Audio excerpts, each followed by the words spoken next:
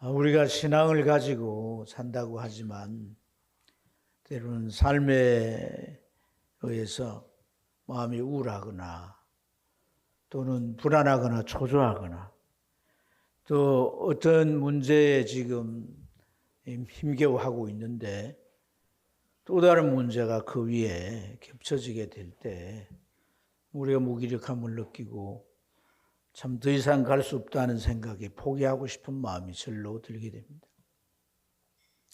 삶의 이런 고비들이 자꾸 이제 연속되다 보면 내가 행복하다라고 하는 생각을 해보았을 때가 언제였던가 하는 참 생각에 우리 마음이 자꾸 침울해지게 됩니다. 예수 믿지만은 우리 삶에 이런 일들이 찾아올 수 있고 또 우리의 마음을 힘들게 할 수 있습니다. 이럴 때 우리가 어떻게 해야 되겠습니까?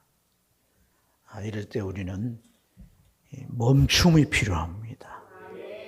포즈라고 하는 멈추게 이런 이 멈춤이 필요. 우리가 설사 이런 상황에도 나는 계속 가야 한다 할지라도 사실 따지고 보면 별로 진척이 없을 수 있습니다. 그렇기 때문에 이러한 시간에는 멈추어서 자기 성찰이 필요한 줄 믿습니다. 내가 지금 가는 방향이 옳은지 거기에 대해서 분명한 분별과 새로운 지표가 확인하는 시간이 필요한 줄 믿습니다.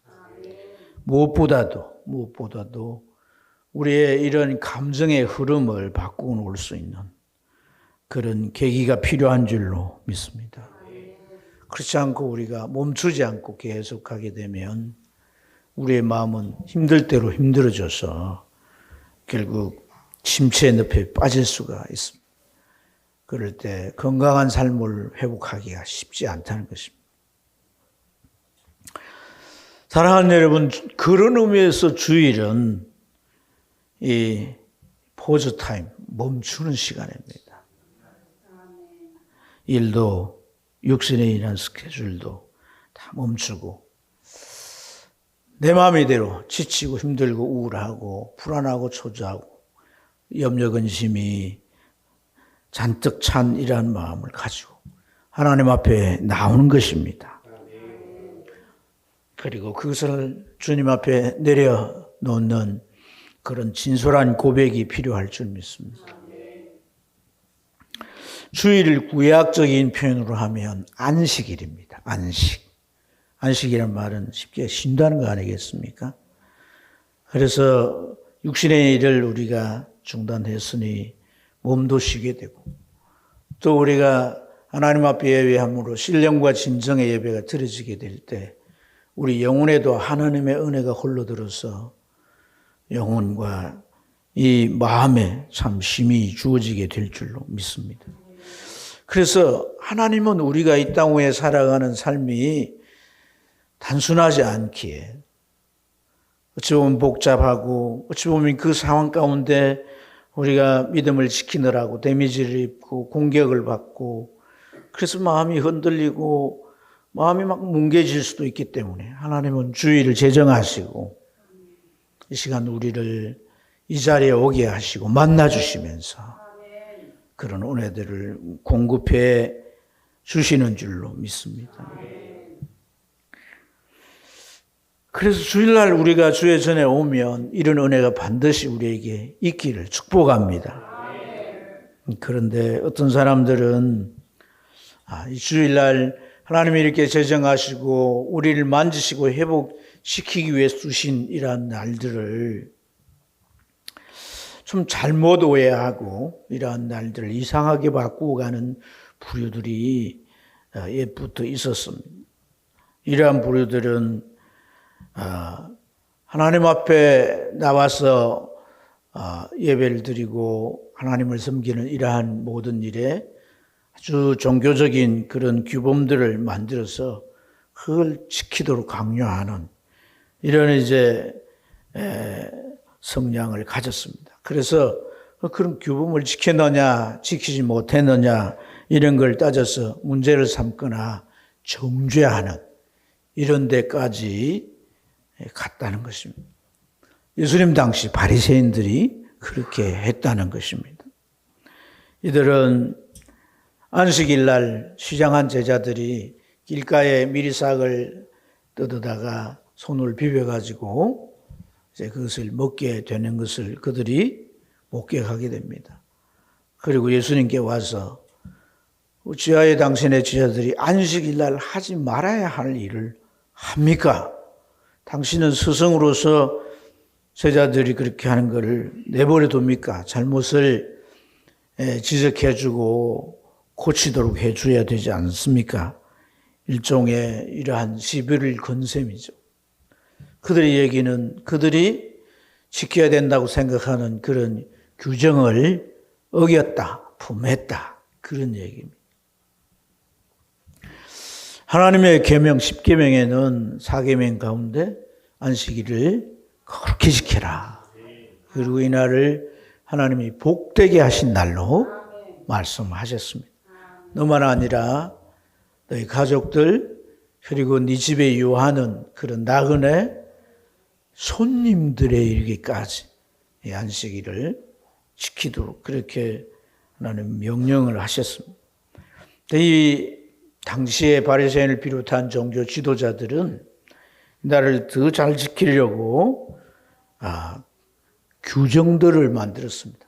성경에는 계명으로 안식일 그렇게 지키라 이렇게만 말씀되어 있지만 그것에 준해서 39가지의 규정을 더했어요.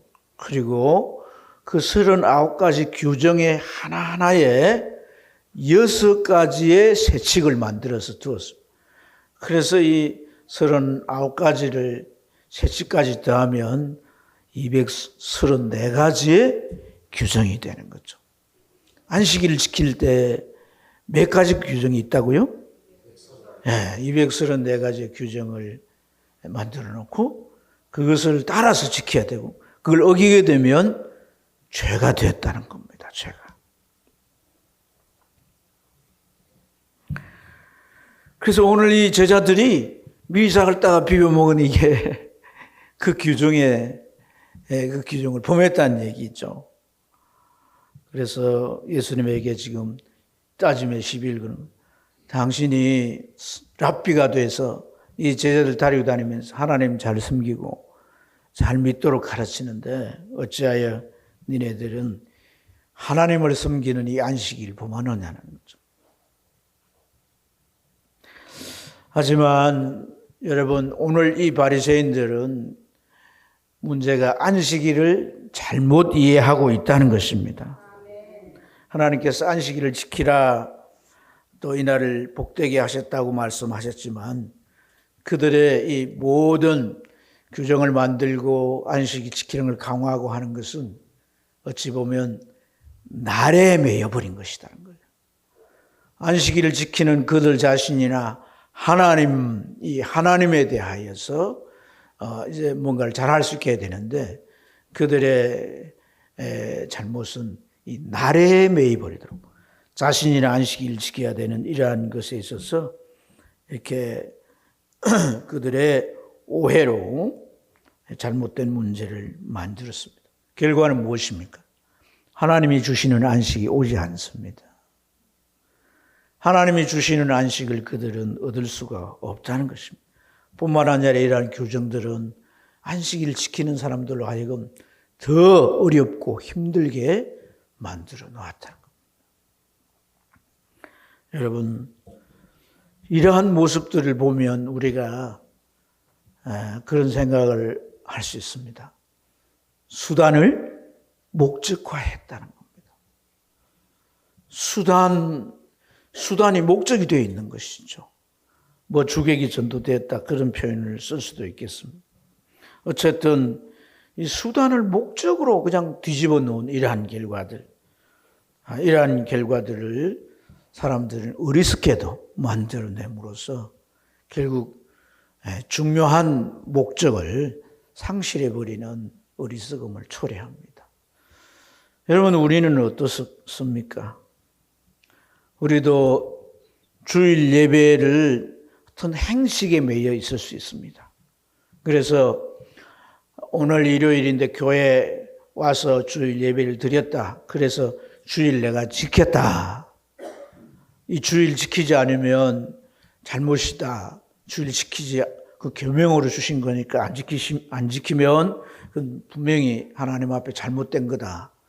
그래서 혹시나 하나님 앞에 벌을 받지는 않을까? 내가 주일을 지켜서 오히려 그 안도감을 가지는 그런 것으로 우리가 무슨 안식의 하나로, 하나님이 주신 안식의 하나로 생각할 수가 있습니다.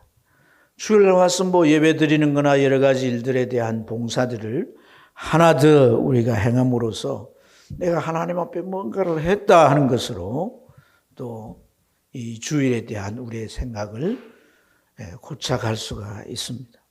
문제는 주일날 그렇게 했었어도 내가 진짜 하나님으로부터 오는 안식이 있느냐는 겁니다.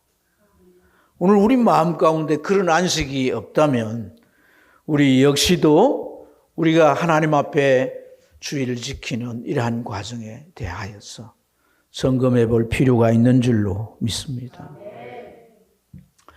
자, 오늘 예수님은 이 바리새인들이 10일 걸고 오니까 분쟁이 일어난 거 아니겠어요? 그래서 그 문제를 해결하기 위하셔서 저희들과 대화를 나누신 내용들이 오늘 이 본문에 기록되어 있는데, 이제 이 문제를 해결하기 위해서 주님께서 그들과 대화를 나누시는데, 여러분, 이 214가지의 규정이라고 하는 것은 간단한 게 아닙니다.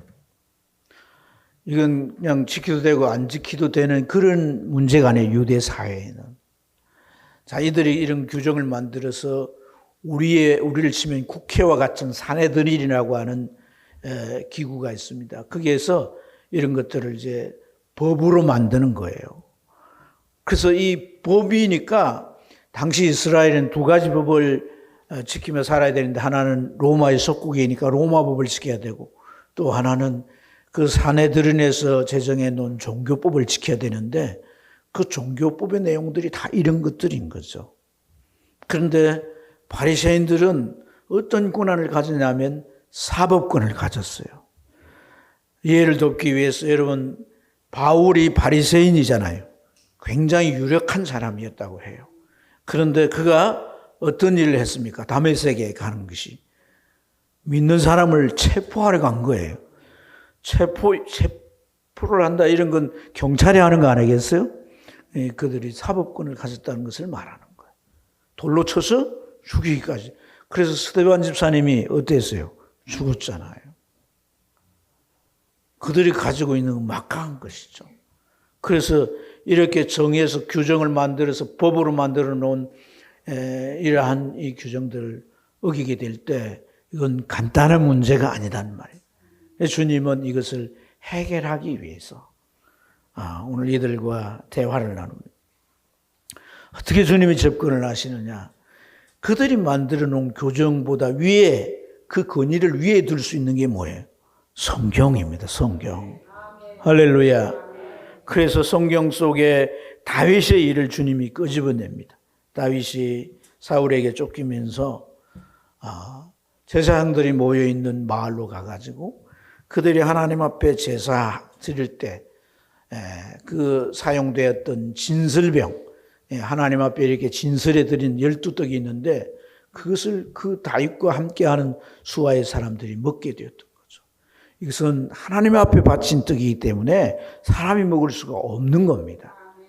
하지만 그들이 먹었다는 거예요. 그래서 달이 났습니까? 배가 갑자기 아파가지고 막 화장실 들락날락 하다가 더 심해가지고 죽기나 했습니까? 성전에서 행하여지는 일이 잘못되었을 때는 제사장이 죽기까지 합니다. 그만큼 엄한 것이죠, 하나님 앞에. 그래서 제사장들이 입고 있는 그러한 이 예봇에는 끝 제일 밑에 방울이 달려 있는데 그 방울을 달아놓은 의도가 세상에 하나님 앞에 의식을 집례하다가 잘못해가지고 죽을 수 있잖아요. 살았는가 죽었는가를 확인하는 거예요.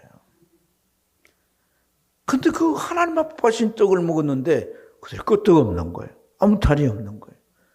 그랬다는 기록을 너희들이 읽어보지 않느냐. 뿐만 아니라 성전에서 제사장들의 안식일 날 제사를 지키면서 행하는 모든 일들이 너희들이 234가지의 그 규정으로 보면 다 잘못되었고 죄가 되는데 성전 안에서 행한 그런 것들이 율법에 죄가 되었다는 기록이 없지 않냐. 주님은 그러한 말씀을 통해서 그들에게 지금 저희들이 한 일이 죄가 될 수 없음을 그들에게 이해시키는 줄로 믿습니다. 뿐만 아니라 주님은 한 구절을 인용해서 말씀하시는데 하나님이 원하시는 게 뭐냐는 거죠. 하나님이 원하시는 것은 자비이고 제사를 원하지 않는다는 말씀이 있지 않느냐. 그 의미가 무엇인지를 너희들이 잘 이해해 보라고 말씀하고 있는 거예요. 여러분,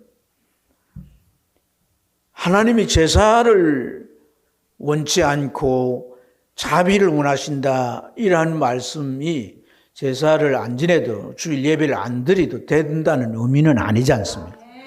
그러면 하나님께서 이 제사와 이 자비라고 하는 두 가지 주제 위에 하나님이 보실 때 때로는 제사보다도 자비가 더 중요한 의미로 작용될 때가 있다는 겁니다. 자, 오늘 문제가 되었던 이 제자들이나 그리고 주님이 그 말씀을 얘기했던 그 다윗의 얘기나 그들의 공통점이 무엇입니까? 시장한 것입니다. 시장한. 기진할 정도로 시장한 것이라는 거예요. 이들에게 필요한 건 뭐겠어요? 어떤 규정을 지키는 것이 아니라 하나님의 자비가 필요한 것이죠. 아멘. 그래서 주님은 이러한 말씀으로 이들에게 너희들이 털렸다 맞다 이런 것으로 대들면서 문제를 삼고 정죄를 해가지고 어떻게 처벌을 하려고 할 게 아니라 정말 이들에게 필요한 것은 자비란 겁니다.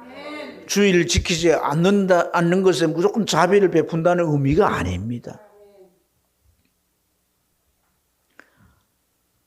안식일을 우리를 위해 주셨고 하나님은 우리의 필요를 살핀다는 의미가 이 속에서도 내재되어 있음을 믿습니다. 그리고 우리가 이제 더 중요하게 좀 살펴봐야 될 내용이 뭐냐면 왜 바리새인들과 당시 종교 지도자들이 이러한 문제까지 초래될 수밖에 없었느냐는 그러한 이제 아주 핵심적인 문제를 우리가 살펴볼 필요가 있는데 예수님께서 이 자비, 이 긍휼 이러한 이 표현에 있는 구절을 인용하신 데가 호세아서 6장 6절이에요. 거기에 보면 나는 긍휼을 원하고 희생물을 원치 아니하며 번제물보다 하나님 아는 것을 더 원하노라 그랬어요. 자, 오늘 이들이 안식일을 자기 규정을 만들어 놓고 하나님의 안식이 진정 오지 못하도록 만들어 놓은 이러한 결과들이 결국 무엇 때문이라는 거예요? 하나님을 바로 알지 못하는 데 있다.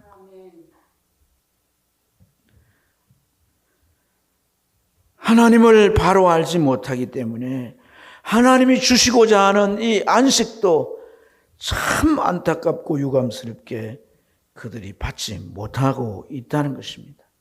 뿐만 아니라 다른 사람들에게까지도 하나님의 안식이 멀어지게 하는 폐단을 만들었다는 것을 우리에게 교훈해 주는 줄로 믿습니다. 신앙생활은 하나님과의 관계입니다. 때로는 우리 주변에 여러분 신앙생활하는데 목회자가 하나님 말씀 가르치고 지도해 하기 때문에 목회자의 관계 또 성도들과의 관계 여러 가지 이 교회 안에서 그런 것들이 때로는 우리 마음을 불편하게 하거나 힘들게 할 수 있어요. 그런데 그런 관계보다도 더 중요한 관계가 하나님과의 관계가 그런 관계를 확실히 하기 위해서는 하나님에 대해 잘 알아야 하는 것입니다. 하나님께서 안식일을 제정해 놓았다면 그 제정해 놓은 목적을 알아야 되고 그걸 어떻게 지켜야 하나님 앞에 그 안식일에 대한 우리가 은총을 힘입을 수 있는가를 알고 바르게 행할 때 하나님 주시고 하는 그 은총의 결과가 우리에게 주어지므로 또 우리도 신앙의 힘을 얻고 앞서 나아갈 수 있게 되는 줄로 믿습니다. 그러니까 자, 어떤 문제에 대해서 성경이 우리에게 가르치고 오늘 여기 바리새인들에게 주님께서 메시아께서 가르친 이러한 내용들을 들으면서 이들이 무엇이 잘못되어 있는가를 깨닫고 그 잘못을 고치려 해야 된다는 게 오늘 이 말씀에서 우리가 또한 도전받아야 할 것인 줄로 믿습니다. 참 심각한 것은 이 잘못된 것을 전혀 바꾸려 하지 않는다.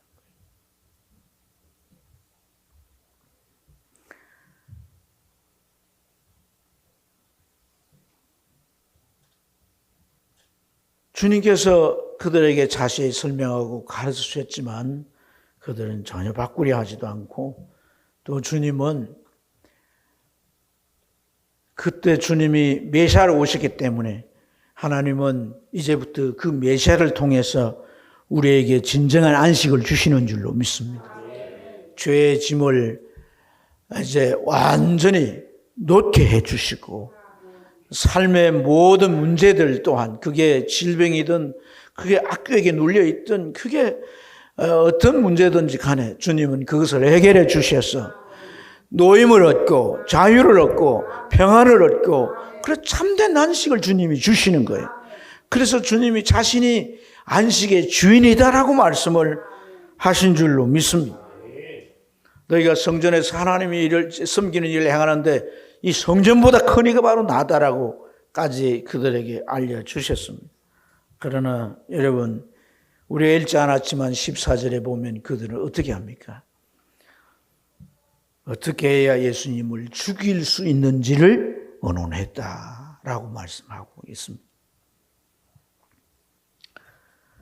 참 우리가 이들의 모습을 보면 어떠한가 하나님의 말씀보다도 이들이 만들어 놓은 규범이나 이들이 지키는 이러한 내용들이 더 위에 있고 그걸 더 붙들고 더 중요하게 생각한다는 거예요. 놀랍게도 지금까지도 그 후손들은 이런 규정을 쉽게 행하며 살고 있습니다. 뉴욕에 가면 유대인들이 사는 아파트가 있습니다. 그 아파트를 만들 때 그들을 어떻게 만드냐면 금요일 저녁부터 토요일 저녁까지 이 안식일 동안은 아파트 엘리베이터, 고층 아파트인데 그 고층 아파트 엘리베이터 전층이 그 금요일 저녁부터 토요일 저녁까지는 가동이 안 되도록 설계가 되어 있습니다. 아파트를 타는데 엘리베이터를 타면 그것은 안식일을 범하는 것이라는 거예요. 그들은 안식일이 되면 가스레인지 스위치도 눌리지 않습니다. 다른 사람 보고 눌려달라고 그래요.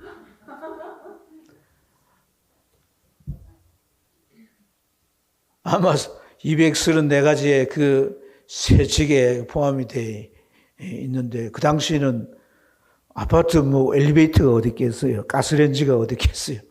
아마 더 막 만들어가지고 그렇게 안식일을 철저히 지키겠죠. 이 정도면 어느 정도인지 알겠죠. 여러분, 하나님을 붙드는 게 결코 아니란 겁니다. 율법을 붙드는 것이고 그들이 만드는 자기 방식을 붙들고 가는 겁니다. 그래서 안식이 없습니다. 그래서 안식 정도가 아니라 구원도 없습니다. 주님으로부터 주어지는 모든 것이 그들에게는 하나도 주어질 수 없다는 거예요. 이게 심각성입니다.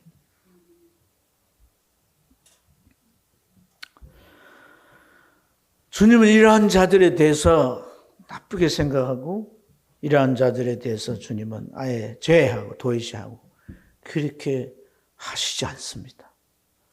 그럴지라도 이들이 깨닫고 돌이키고 제 자리로 돌아오기를 원하고 하나님을 충분히 이해하고 그래서 자신의 문제를 시정하고 하나님과의 관계 속에서 은혜 속에 들어가기를 원하십니다.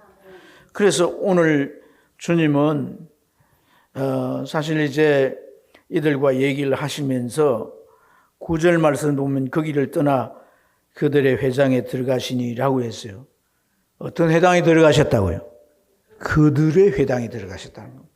지금 안식일이 논쟁이 돼가지고 시끄럽습니다. 누가 뭐 말싸움 하기를 원하고 시비를 붙기를 원합니까? 그렇지 않습니까? 한판 붙었다면 뭐 피하여서 각자 갈 곳을 가야 되겠죠. 그런데 주님은 그들의 회당을 찾아서 들어가셨다는 거예요. 아멘. 왜 찾아 들어가셨을까요? 주님은 그곳에서 행한 일이 주일이 무엇입니까? 손마른 자를 주님이 보시고 그를 부르십니다. 주님 앞에 온 그에게 주님 뭐라고 말합니까? 내 손을 내밀라. 내 손을 내밀라. 손이 말랐는데 손이 뭐 내밀어지겠어요? 손 내밀려고 애를 썼겠죠. 그럴 때 주님은 기적을 베푸셔서 그 손이 쫙 펴지고 손을 쥐었다 폈다 팔을 움직였다 할 수 있도록 고쳐주셨습니다. 할렐루야. 얼마나 놀랍고 감동스러운 일입니까? 그 사람은 이제 안식을 얻었습니다. 이 사람이 기록에 의하면 무슨 일을 하던 사람이냐면 돌을 깨가지고 건축물에 자재를 쓰고 뭔 이제 다른 어떤 것을 세우는 일에 쓰는 일을 했다고 합니다. 그러니까 석공이었던 거죠. 석공. 그런데 잘못하다가 망치를 맞았거나 어떻게 해가지고 그 팔을 다치고 그 팔은 점점 오므라들어서 전혀 쓸 수 없게 됐는데 자기 기술이 석공인데 팔을 쓸 수 없으면 그 사람은 어떻게 했어요? 경제적인 어려움도 오고 가족 부양하는 데 힘들고 삶이 얼마나 고달팠겠습니까? 육체적인 장애로 힘들 뿐 아니라 그런 삶은 점점 피폐해져 갔을 거예요. 그럼에도 불구하고 안식일이 되면 회당에 와서 하나님을 예배하고 하나님을 찾지만은 이들이 만드는 규정을 따라서 아무리 했지만은 이 사람에게 안식은 오지 않았다는 겁니다. 주님은 그에게 손을 내밀라 하시고 그리고 그 손을 고쳐주시고 참된 안식을 주셨습니다. 그 전에 뭐라고 말씀하셨습니까? 내가 안식의 주인이다. 내가 안식의 주인이다. 나를 통해 하나님의 안식을 얻을 수 있다. 이러한 선언이었습니다. 근데 그건 뻥이 아니었어요. 바로 주님은 그 손마른 자를 고쳐주심으로 당신이 안식의 주인이심을 증명하신 것이에요. 그 사람이 치유됨으로 그 사람의 손이 펴짐으로 인해서 주님이 진정한 안식의 주인임의 그 실제가 완전히 보여지도록 드러나신 것입니다. 누구 앞에?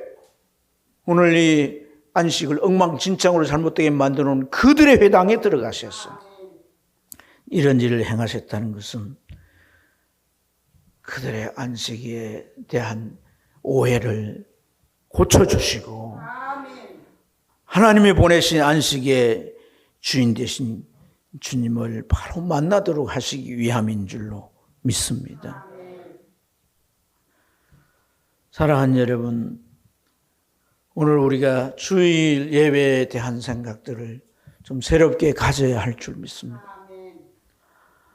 주일은 하나님을 섬기는 날이지만 내가 하나님으로부터 받는 은혜가 있어서 오늘 우리가 살아가는 삶에 있어서 마음이 우울하고 마음이 곤고하고 또 우리가 하는 일이 잘 안 되고 앞길이 막히고 답답할 때 오늘 이 예배를 통해서 우리에게 하나님의 은혜가 오면 우리는 다시 회복하게 되고 우리의 삶을 재개할 수 있게 되고 우리가 소망 가운데 나아갈 수 있게 된다는 것입니다. 이런 은혜가 있을 때 우리는 주일을 성수하고 지켜야 된다는 그 의미를 뛰어넘는 주일의 가치를 발견하게 된다는 것입니다. 이게 내가 뭐 직분을 받아서 내가 이 교회 오래 다녔으니까 주일을 안 지키면 사람들 그 눈을 으실 그 아무 의미 없는 것입니다.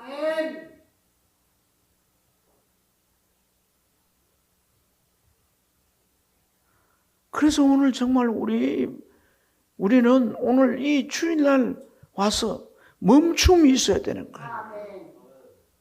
멈추어서 어떻게 해야 되는 겁니까? 예수 그리스도를 주목해야 되는 거예요. 아멘. 누구를 우리가 봐야 하겠습니까? 목사를요? 다른 사람을? 아닙니다. 안식의 통로는 예수라 그랬어요. 아멘. 그 예수께 주목해야 합니다. 아멘. 그리고 내 손을 그 예수께 내밀어야 하는 거예요. 그 손이 무슨 손이어야 합니까? 삶의 우울함이 찾아오고 아멘. 탄식이 찾아오고 아멘. 가족들로 동료로 주변의 사람들로부터 상처가 오고 공격을 당하고 그 많은 우리의 마음의 심적인 그러한 억눌림, 이러한 손을 내밀어야 되는 거예요. 이 손을 주님께 내밀어야 되는 거예요. 아멘입니까? 그래서 오그라들고, 그래서 정말 준육이 들고, 그래서 눌려지고, 그래서 정말 이런 상태로는 한 걸음 앞으로 나갈 수 없는 상태랄지라도 그것을 주의 손에 정말 주님 앞에 내 손을 내밀 때 주님은 그 손을 잡아주시고 우리에게 회복의 기적을 베풀어 주시는 것이죠. 자기 개발의 기법 중에 파워포즈라고 하는 방법이 있습니다. 이것은 심리적인 전환을 위한 기법인데 마음이 약해지고 우울해지고 힘들어지게 될 때 잠시 멈추고 그 약해진 마음에서 강한 마음으로 전환시킨다는 기법이에요. 그러한 마음을 전환시키는 그런 어떤 이제 시간을 갖는다는 것이죠. 이걸 창안한 사람이 에이미 크디라고 하는 여자분 학자인데, 이렇게 멈추고 마음을 전환하게 될 때 어떤 일이 일어나느냐 하면, 우리가 스트레스나 면역 체계가 약화되는 그러한 이 호르몬이 감소되고 또 남성 호르몬이 증가가 된다고 그렇게 이제 어떤 연구 결과들을 발표했어요. 그래서 우리가 스트레스나 면역 기능이 떨어지는 그런 상황들이 대개 면접을 보거나, 그죠? 그렇죠. 협상을 하거나, 안 해봤단 얘기. 면접을 보거나 협상을 하면 막 긴장해가지고, 그러면 면역도 저하되고, 또 스트레스를 막 받잖아요.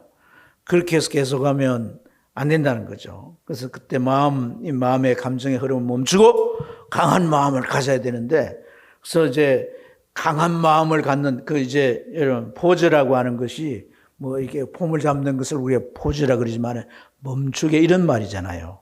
그렇죠. 멈춰서 포즈를 잡는 거 아니겠어요? 그래서 남성들은 어떤 포즈를 잡느냐 하면 이렇게 날아가는 사람이 누구예요? 네. 슈퍼맨. 여자들은 다 이렇게 하는 무슨 포즈? 원더우먼. 이렇게 하면은 이렇게 해서 마음을 막 강하게 가지면 그 약해진 마음이 강해진 마음으로 전환된다. 그거 연구해가지고 한때 강한 마음 가지기 이런 게 아주 유행했어요. 여러분 기억하는지 모르겠지만. 근데 더 큰 사람 한 40명 정도 했지만 다른 단체에서 너무 과학적으로 입증됐다고 하니까 다른 단체에서 더 큰 실험을 해봤더니 호르몬에는 변화가 없다는 거예요. 근데 제가 볼 때는 지금도 그것에 책을 쓰고 있고 효과를 보는 사람들이 있어요. 물리적으로 신체적인 호르몬의 변화는 없지만 심리적인 변화는 있지 않는가라는 생각. 그래서 책을 써가지고 많은 사람들이 읽기도 하는데 그 저자가 한 말이 그런 말이 있습니다. 우리가 하루에 단 3분이라도 멈춰서서 행복한 생각을 하고 그 생각이 이루어질 것을 믿고 감사할 수 있다면 인생은 경이롭게 달라진다. 이런 말을 했습니다. 얼마나 경이롭게 달라질지는 모르겠지만은 제가 그 3분의 의의를 그렇게 생각해 봤어요. 3분의 의의는 방향수정이란 겁니다. 왜 우울합니까? 왜 불안초조합니까? 왜 우리가 염려 근심합니까? 내 눈앞에 내가 얻으려고 하는 것이, 내가 어떤 관계를 하고자 하는 것이, 내가 지금 목표하는 것이 이루어지지 않기 때문에 그런 거 아니겠습니까? 그것은 우리의 삶의 방향이 잘못됐다는 것입니다. 주어진 일을 열심히 해야 되겠지만 우리는 그 결과를 하나님 앞에 맡겨야 되는 것이고, 우리가 바라보아야 할 대상은, 우리가 따르고 정말 어떤 상황에도 모범을 삼고 늘 함께 가야 할 대상은 오직 예수 그리스도이신 것입니다. 놓쳐버린 방향을 다시금 수정하고 주님을 향하여서 우리의 모든 처지, 우리 상태를 낱낱이 손을 내밀어 아뢰게 될 때 그 손을 오늘 주님께서는 반드시 잡아주실 줄로 믿습니다. 누구만이 그렇게 할 수 있습니까? 하나님께서 우리에게 진정한 안식을 주시기 위하여 보내신 자는 오직 예수 그리스도시다 라는 사실을 믿는 자만이 이 주일에 내가 정말 주님을 찾고 주님께 매달리고 주님을 붙들려고 하는 사람은 누구입니까? 예수만이 이 주일에 주시는 하나님의 안식을 주시는 분이라고 믿는 자만이. 우리는 사람을 의식하지 않습니다. 어떤 폼이나 어떤 상황에 우리는 좌우되지 않습니다. 찬양이 은혜로 왔는지 설교가 은혜로 왔는지 그게 중요하지 않습니다.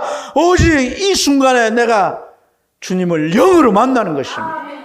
하나님이 찾으시는 예배는 진리와 영으로 드리는 예배라고 했지 않습니까? 우리가 하나님의 진리를 따를 때 성령께서, 주의 영께서 우리에게 오셔서 손을 내미는 우리들에게 그 마음을 만지시고 치유하시고 새롭게 하실 줄로 믿습니다. 사랑하는 여러분, 그래서 주일은 행복한 멈춤의 시간인 것이에요. 주님을 만나게 될 때 우리는 세상에서 얻을 수 없는 그 은총을 힘입을 수가 있는 거예요. 오지 말라고 해도 올 수 없는 상황이라도 우리는 주님 앞에 올 수밖에 없습니다. 이것이 가장 큰 가치이기 때문에, 이것이 가장 중요한 가치이기 때문에, 이것이 나를 살게 하는 것이기 때문에, 그래서 우리는 주님 앞에 올 수밖에 없다.